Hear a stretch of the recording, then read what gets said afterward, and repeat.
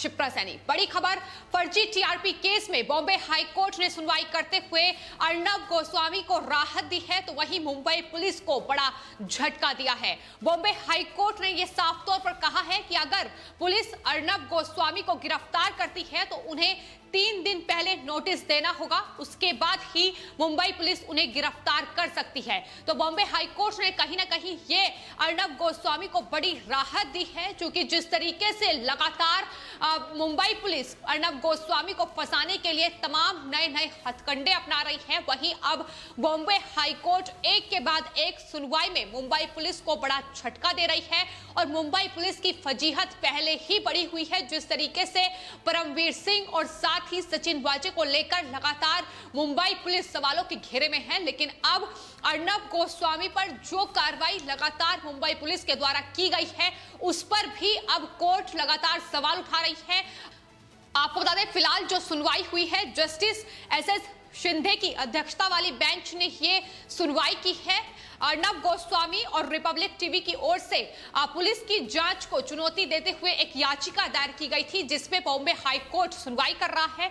और उस पर सुनवाई करते हुए ये साफ तौर पर आदेश मुंबई पुलिस को दिया गया है कि मुंबई पुलिस अब अर्नब गोस्वामी को तुरंत गिरफ्तार नहीं कर पाएगी। अगर पुलिस को उनको गिरफ्तार करना होगा तो अब 3 दिन पहले उन्हें नोटिस की जानकारी देनी होगी। यानी जिस तरीके से पहले देखा गया है कि फर्जी टीआरपी केस में पुलिस का एक तानाशाही रवैया देखा गया है, अर्नब गोस्वामी को जिस तरीके से गिरफ्तार किया गया, जिस तरीके से हिरासत में लिया गया, उसको लेकर तमाम सवाल न सिर्फ रिपब्लिक टीवी नेटवर्क की ओर से उठाए गए थे, बल्कि खुद अर्नब गोस्वामी कई बार ये कह चुके हैं कि परमवीर सिंह और सचिन वाजे जैसे अधिकारी उन पर बदले की भावना से लगातार कार्रवाई कर रहे हैं।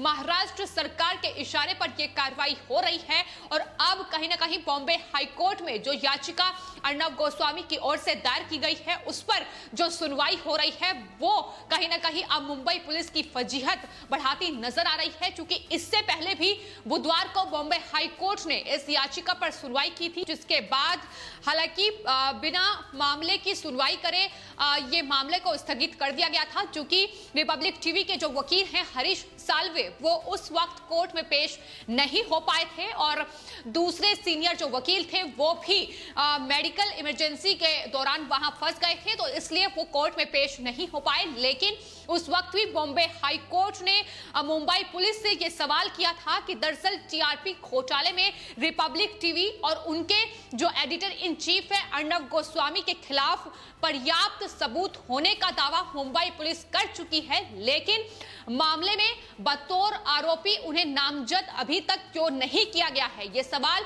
बॉम्बे हाईकोर्ट की तरफ से उठाया गया था। उन्होंने साथ ही यह भी कहा था कि आखिर इस मामले में मुंबई पुलिस कमिश्नर उस वक्त जो थे परमवीर सिंह, उन्हें प्रेस कॉन्फ्रेंस करने की क्या जरूरत थी। इसको लेकर भी बॉम्बे हाईकोर्ट ने मुंबई पुलिस से सवाल किए थे और सवाल इस बात को लेकर भी किया गया था कि इतने महीने इस पूरे मामले में जांच चल रही है, लेकिन अभी तक किसी को भी आरोपी नहीं करार दिया गया है, नहीं नामजद किया गया है। इसको लेकर लगातार मुंबई पुलिस घिरती नजर आई है।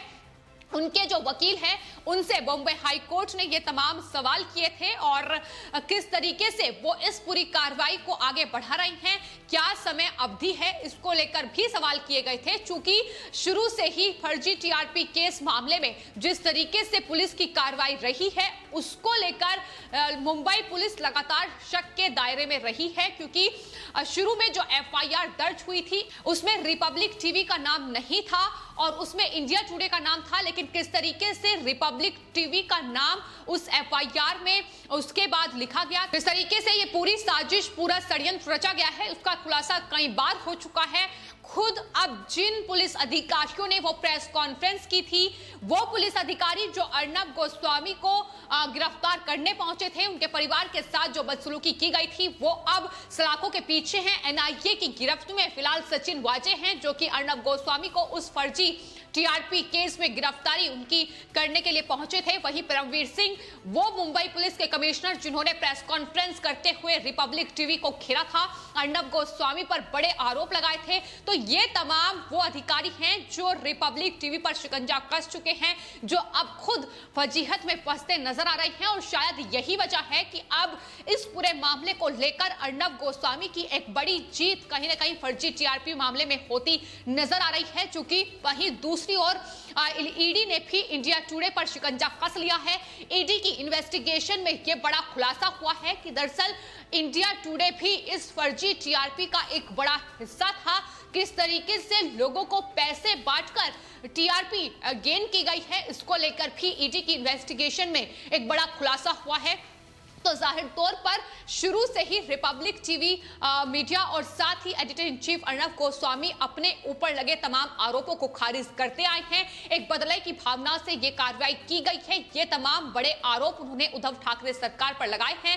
पालघर में साधुओं की हत्या, सुशांत सिंह राजपूत का केस, इसके अलावा कंगना रनौत से लेकर महाराष्ट्र में ऐसे तमाम मुद्दे जिनको लेकर सोनिया गांधी से लेकर उद्धव ठाकरे से सवाल अर्नब गोस्वामी और रिपब्लिक टीवी की ओर से पूछा गया है। और यही वजह है कि बौखलाहट इतनी ज्यादा बढ़ चुकी है कि अब जिस एफआईआर में उनका नाम भी दर्ज नहीं था, उसमें अब कहीं ना कहीं फंसाने की कोशिश रिपब्लिक टीवी को हो रही है। और यही वजह है कि बॉम्बे हाई कोर्ट में जो पुलिस की जांच को चुनौती देते हुए ये याचिका अर्नब गोस्वामी और रिपब्लिक टीवी की जो कंपनी है ARG outlier media private limited, उसने ये याचिका दायर की थी, जिसको लेकर अब फिलहाल सुनवाई बॉम्बे हाई कोर्ट में चल रही है। लेकिन फिलहाल जिस तरीके से मुंबई पुलिस लगातार कहीं ना कहीं एक तानाशाही रवैया इस पूरे मामले में दिखाती नजर आई है, तमाम दूसरे मीडिया चैनल को बचाव करती मुंबई पुलिस नजर आई। महाराष्ट्र सरकार ने भी इंडिया टुडे से लेकर कई ऐसे टीवी चैनल्स थे जिनका नाम उस एफआईआर में दर्ज था, लेकिन उन्हें बचाया गया और रिपब्लिक टीवी को फंसाया गया, क्योंकि तमाम ऐसे बड़े मुद्दे रिपब्लिक टीवी की ओर से महाराष्ट्र में उठाए गए हैं। और यही वजह है कि कहीं ना कहीं बौखलाहट उद्धव ठाकरे सरकार और मुंबई पुलिस की देखने को मिली है। लगातार उसको लेकर अब मुंबई पुलिस को बड़ा झटका बॉम्बे हाईकोर्ट की तरफ से ही एक के बाद एक लगता नजर आ रहा है। तो फिलहाल आपको बता दें, बॉम्बे हाईकोर्ट की जो पीठ इस पूरे मामले की सुनवाई कर रही है, ये ना सिर्फ इस सुनवाई में अर्नब गोस्वामी को राहत दी गई है, बल्कि इससे पहले भी जो सुनवाई हुई थी, मुंबई पुलिस को एक बड़ा झटका बॉम्बे हाईकोर्ट की तरफ से लगा था, जिसमें मुंबई पुलिस से कई सवाल बॉम्बे हाईकोर्ट ने किए थे। इस पूरी जांच में आखिर कितना वक्त लगेगा, इसको लेकर भी सवाल बॉम्बे हाईकोर्ट की तरफ से किया गया था। और हाईकोर्ट ने यह साफ तौर पर कहा था कि मुंबई पुलिस की ओर से पिछले 3 महीने से इस पूरे केस की जांच की जा रही है। 2 आरोप पत्र हैं और आरोप पत्र में ऐसा दिखाई पड़ता है कि उनके विरुद्ध अभी तक कोई भी सबूत, कोई भी अहम सबूत मुंबई पुलिस के पास नहीं है। और साथ ही यह भी कहा गया कि इस पूरे मामले में पहली एफआईआर अक्टूबर 2020 की है और फिलहाल हम मार्च में 2021 में पहुंच गए हैं।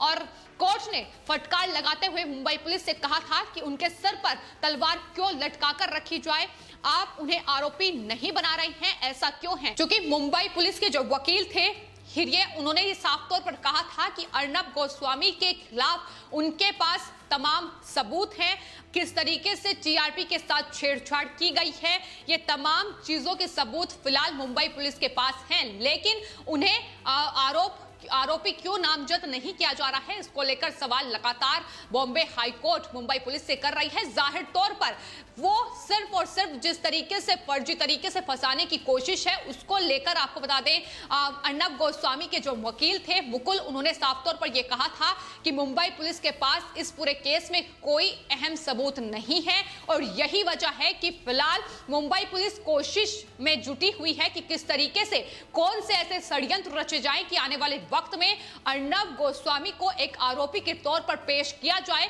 और इसी कोशिश में लगातार मुंबई पुलिस लगी हुई है।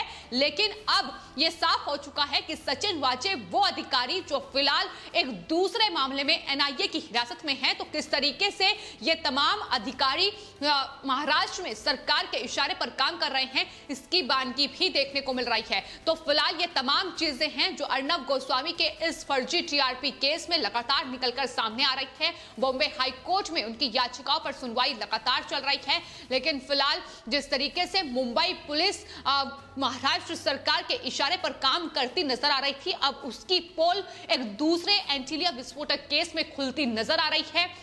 अर्नब गोस्वामी ये साफ तौर पर कह चुके हैं कि वो अधिकारी जिन पर लगातार वो सवाल उठा रहे थे और कहीं ना कहीं इसको लेकर अर्नब गोस्वामी पर ही पलटवार होता नजर आ रहा था। लेकिन अब सच्चाई सबके सामने है कि किस तरीके से परमवीर सिंह और सचिन वाजे जैसे अधिकारी बेनकाब होते एक दूसरे केस में नजर आ रहे हैं। जाहिर तौर पर ये तमाम वो अधिकारी हैं जिन्होंने महाराष्ट्र में वसूली का एक बड़ा कहीं ना कहीं कह सकते हैं कि स्कैम महाराष्ट्र सरकार के साथ मिलकर चला रखा था, जो अब कहीं ना कहीं बेनकाब होता नजर आ रहा है। फिलहाल आपके इस पूरे मामले को लेकर क्या राय है, हमें कमेंट बॉक्स में जरूर लिखें और चैनल को सब्सक्राइब करें। धन्यवाद।